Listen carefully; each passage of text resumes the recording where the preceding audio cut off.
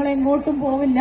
നിങ്ങളോടൊപ്പം നിങ്ങളുടെ പ്രവർത്തനങ്ങളിൽ നിങ്ങൾക്ക് ആവശ്യമുള്ളതെല്ലാം ഒരുക്കി തരാൻ ഞങ്ങൾ ഉണ്ടാകും എന്ന് ഉറപ്പ് നൽകിക്കൊണ്ട് അറിയപ്പെട്ട റോഡാണത്. ഇപ്പൊ ഈ ലാസ്റ്റ് 5-ാം വർഷമാണ് പണിയുന്നത്. നേരെ മറിച്ച് ഒരു വാട്ടർ മോറും പോലും ഇല്ലാത്ത രാജാ എസ്റ്റേറ്റ് റോഡിലെ അത് ബഹുമാനപ്പെട്ട മൻമോഹൻ സിംഗ് ഗ്രാമീണ മേഖലയിലെ സ്ത്രീകളുടെ ഉന്നമനത്തിന് പ്രിയപ്പെട്ട അഫ്സൽ, ഉസ്മാൻ ഖാ, നാണി, സക്കീർ മാഷ്, അതുപോലെ തന്നെ വാപ്പുട്ടി, പ്രിയപ്പെട്ട ഫത്താഹ് ഉൾപ്പെടെ ഇവിടെ സന്നിഹിതരായിട്ടുള്ള ഐക്യജനാധിപത്യ മുന്നണിയുടെ നേതാക്കന്മാർ, സാജിദ ടീച്ചർ ഉൾപ്പെടെയുള്ള നമ്മുടെ സ്ഥാനാർത്ഥികൾ, പ്രിയപ്പെട്ട ജനാധിപത്യ വിശ്വാസികളെ, വോട്ടർമാരെ, പാപ്പച്ചൻ കുറച്ച് വികാരപരമായിട്ട് സംസാരിച്ചോ എന്നാണ് ചോദിച്ചത്. പാപ്പച്ചൻ എന്ന് പറയുന്ന പച്ചയായ മനുഷ്യന്റെ ആത്മാർത്ഥമായ ഒരു സംസാരമാണ് നമ്മളിപ്പോൾ മാട്രയിൽ കേട്ടത്. കാരണം അങ്ങനെ മനസ്സിൽ തട്ടിയ കുറച്ച് കാര്യങ്ങൾ ആത്മാർത്ഥമായി പണിയെടുക്കുന്ന ആളുകൾക്ക് പറയേണ്ടി വരും. അത് സ്വാഭാവികമാണ്, അതങ്ങനെ തന്നെയുള്ളൂ. അദ്ദേഹം പറഞ്ഞു വെച്ചത് എന്താ വെച്ചാൽ ഇങ്ങനെയൊക്കെ വാർഡ് വെട്ടി മുറിച്ചിട്ടാണ് നമ്മൾ ഇപ്പോൾ ഒരു തെരഞ്ഞെടുപ്പിനെ നേരിടുന്നത്. അപ്പോൾ ആ തെരഞ്ഞെടുപ്പിൽ നമ്മൾ വിജയക്കൊടി പാറിക്കും. ഐക്യജനാധിപത്യ മുന്നണി താഴേക്കോട് ഗ്രാമപഞ്ചായത്തിൽ ഭരണത്തിൽ വരും എന്നൊക്കെയുള്ള ശുഭാപ്തി വിശ്വാസത്തോടു കൂടിയാണ് അദ്ദേഹം പറഞ്ഞു നിർത്തിയത്. ഞങ്ങൾ അതിലേറെ ശുഭാപ്തി വിശ്വാസത്തോടു കൂടി തന്നെയാണ് ഈ തെരഞ്ഞെടുപ്പിനെ കാണുന്നത്. കാരണം ഇവിടെ പണ്ട് ബ്രിട്ടീഷുകാർ നമ്മുടെ നാട്ടിലെ ഏലവും കുരുമുളകും ഇഞ്ചിയും അതേപോലെ തന്നെയുള്ള സുഗന്ധ വ്യഞ്ജനങ്ങളും ഇവിടുത്തെ മരവും ഒക്കെ കടത്തിയിരുന്ന ഒരു കാലഘട്ടം ഉണ്ടായിരുന്നു. അങ്ങനെ അവരെ തടയാൻ കഴിയാത്ത നമ്മുടെ കാരണവന്മാരോട് ഈ വിഷയങ്ങൾ ഇങ്ങനെ ഓരോരുത്തർ പറഞ്ഞപ്പോൾ നമ്മുടെ പ്രമുഖനായിട്ടുള്ള ഒരു നാട്ടുപ്രമാണി അദ്ദേഹം പറഞ്ഞത്രേ, ബ്രിട്ടീഷുകാർ ഏലവും കുരുമുളകും ചുക്കും മഞ്ഞളും അതുപോലെയുള്ള നമ്മുടെ നാടിൻ്റെ പ്രധാനപ്പെട്ട സമ്പത്തൊക്കെ അങ്ങനെ കൊള്ളയടിച്ച് പോയിക്കോട്ടെ, അതിനൊരു അറുതി ഉണ്ടാവും. ഒരു കാര്യമുണ്ട്, അവർക്ക് നമ്മുടെ ഞാറ്റുവേലകളെ കൊണ്ടുപോകാൻ പറ്റൂലല്ലോ. ആ ഞാറ്റുവേല കേരളത്തിലുള്ളിടത്തോളം കാലം ആ പറയുന്ന വിഭവങ്ങളൊക്കെ നമുക്ക് ഇനിയും പൂർവോപരി നന്നായിട്ട് നമുക്ക് വിളവെടുപ്പ് നടത്താം എന്നുള്ളൊരു സമാധാനം പറഞ്ഞതുപോലെ തന്നെ നിങ്ങൾ എങ്ങനെ വാർഡ് വിഭജിച്ചാലും പാലക്കാട് ജില്ലയിൽ പോയി താഴേക്കോട് വിഭജിക്കൂലല്ലോ. ഈ താഴേക്കോടുള്ള വാർഡുകൾ മാത്രമല്ലേ നിങ്ങൾ വിഭജിച്ചിട്ടുണ്ടാവുള്ളൂ. ആ താഴേക്കോടുള്ള ജനങ്ങളെ ഞങ്ങളുടെ കൂടെ നിർത്താനും അടുത്ത ഭരണം ഞങ്ങളുടെ ഐക്യജനാധിപത്യ മുന്നണിയുടെ സാരഥികളുടെ നേതൃത്വത്തിൽ കൊണ്ടുവരാനും നാട്ടിലെ ജനങ്ങൾ അവർ പ്രതിജ്ഞാബദ്ധരായിട്ട് രംഗത്തിറങ്ങിയിട്ടുള്ള സന്തോഷകരമായിട്ടുള്ള കാര്യമാണ് ഞങ്ങൾക്ക് നാട്ടിലുടനീളം ഈ പര്യടനത്തിന്റെ ഭാഗമായി പോയപ്പോൾ കാണാൻ വേണ്ടി കഴിഞ്ഞത്. ഭരണ മുരടിപ്പ് എങ്ങനെയാണ് എന്നുള്ളതിന്റെ ഏറ്റവും വലിയ ദൃഷ്ടാന്തമാണ് ഇപ്പോൾ താഴേക്കോട് ഗ്രാമപഞ്ചായത്ത്. ഏതാണ്ട് ഒരു പത്രിക ഐക്യജനാധിപത്യ മുന്നണിയുടെ ഒരു പത്രിക ഇറങ്ങിയത് കണ്ടു.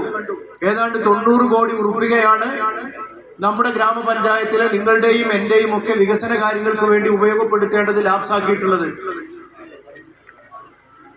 പെരിന്തൽമണ്ണ ബ്ലോക്ക് പഞ്ചായത്തിന്റെ പ്രസിഡന്റ് എന്നുള്ള നിലക്കാണ് ഇപ്പോഴും ഞാൻ 5 കൊല്ലക്കാലമായി പെരിന്തൽമണ്ണ ബ്ലോക്ക് പഞ്ചായത്തിൽ കിട്ടേണ്ടിയിരുന്ന പണം 65% മാത്രമേ നമുക്ക് കിട്ടിയിട്ടുള്ളൂ. 100 രൂപ കിട്ടേണ്ടടുത്ത് വെറും 65 രൂപ മാത്രമേ പെരിന്തൽമണ്ണ ബ്ലോക്ക് പഞ്ചായത്തിന് ഫണ്ടായിട്ട് കിട്ടിയിട്ടുള്ളൂ. ഏതാണ്ട് അത് തന്നെയാണ് എല്ലാ പഞ്ചായത്തുകളുടെയും ബ്ലോക്കുകളുടെയും ജില്ലാ പഞ്ചായത്തുകളുടെയും ഒക്കെ അവസ്ഥ. 35% ഫണ്ട് ഗവൺമെന്റ് വെട്ടിക്കുറച്ചു. അധികാര വികേന്ദ്രീകരണം എന്നൊക്കെ പറയാ എന്നല്ലാതെ അധികാരത്തിന്റെ കേന്ദ്രീകരണമാണ് നമ്മൾ കഴിഞ്ഞ 5 കൊല്ലക്കാലം എനിക്കൊക്കെ കാണാൻ വേണ്ടി കഴിഞ്ഞിട്ടുള്ളത്. അങ്ങനെ വെട്ടിക്കുറച്ച പണത്തിൽ നിന്ന് എണ്ണിച്ചുട്ട അപ്പം പോലെ കിട്ടിയതിൽ നിന്നാണ് ഇത്രയും വലിയ എമൗണ്ട് ഇവർ ലാപ്സാക്കിയിട്ടുള്ളത് എന്നാണ് മനസ്സിലാക്കുന്നത്. എന്ന് പറഞ്ഞാൽ ഈ താഴേക്കോട് ഗ്രാമപഞ്ചായത്തിന്റെ മുക്കിലും മൂലയിലും കുടിവെള്ളത്തിന്റെയും അതുപോലെ തന്നെ തെരുവ് വിളക്കിന്റെയും റോഡുകളുടെ റിപ്പയറിന്റെയും ഒക്കെ ഭാഗമായി വരേണ്ടിയിരുന്ന പണം നമുക്ക് വേണ്ടി ഉപയോഗപ്പെടുത്താൻ ഇവർക്ക് കഴിഞ്ഞില്ല. എന്ന് പറഞ്ഞാൽ അതിന്റെ നേർക്കുനേരെയുള്ള അർത്ഥം എന്താ വെച്ചാൽ പ്രസിഡന്റിനാണെങ്കിലും ശരി ഭരണസമിതിയിലെ അംഗങ്ങൾക്കാണെങ്കിലും അത് വേണ്ട രീതിയിൽ ഉപയോഗപ്പെടുത്താൻ വേണ്ടി കഴിഞ്ഞിട്ടില്ല എന്നുള്ളതാണ്. അവിടെയാണ് നമ്മളെ മെമ്പർമാർ എന്നുള്ള നിലക്ക് റഷീദ് മാഷും അതുപോലെ തന്നെ പാപ്പച്ചനും ഒക്കെ അവരെ കൊണ്ട് കഴിയുന്ന രൂപത്തിൽ നമ്മൾ ആഗ്രഹിച്ച രൂപത്തിലുള്ള കുറെ കാര്യങ്ങളൊക്കെ നമുക്ക് നേടി തന്നിട്ടുള്ളത്. ഇവിടെ ലാപ്സാക്കി കളയാൻ മാത്രമുള്ള ഫണ്ട് താഴേക്കോട് പഞ്ചായത്തിന് എന്തായാലും കിട്ടൂല. കാരണം ഇവരൊക്കെ ഇരട്ട എഞ്ചിനാണ്. അതായത് ഗ്രാമപഞ്ചായത്ത് ഞങ്ങളുടെ കയ്യിലാണ്, സംസ്ഥാന ഗവൺമെന്റ് ഞങ്ങളുടെ കയ്യിലാണ് എന്നൊക്കെ പറയാന്നല്ലാതെ സംസ്ഥാന ഗവൺമെന്റിന്റെ ഒരു വിഹിതമായിട്ട് അല്ലെങ്കിൽ ഒരു കോൺട്രിബ്യൂഷൻ എന്നുള്ള നിലക്ക് ഇവിടെ എന്താ നടന്നത്? നമുക്ക് ഏതെങ്കിലും ഒരു കാര്യം അങ്ങനെ അല്ലെങ്കിൽ നടത്തിയെടുത്തതായിട്ടോ നമുക്ക് സംഭാവന ചെയ്യാൻ വേണ്ടി കഴിഞ്ഞതായിട്ടോ പറ്റുമോ? ഫത്താഹ് ഒന്നും കൂടി തിരിഞ്ഞതാ ആ ആൾക്കാരൊക്കെ കൂടി സ്വീപ്പാക്കാൻ വേണ്ടി വർത്തമാനം പറഞ്ഞു. ഏതെങ്കിലും ഒരു പദ്ധതി സംസ്ഥാന ഗവൺമെന്റിൻ്റെതായിട്ട് ഇവിടെ കൊണ്ടുവരാൻ അവരെ കൊണ്ട് പറ്റിയോ? ഇരട്ട എഞ്ചിനാണ് ഞങ്ങളൊക്കെ സമ്മതിച്ചു വന്നു. സംസ്ഥാന ഗവൺമെന്റിന്റെ ഭരണം നിങ്ങൾക്കാണ്, പിന്നെ പഞ്ചായത്തിന്റെ ഭരണം നിങ്ങൾക്കാണ്.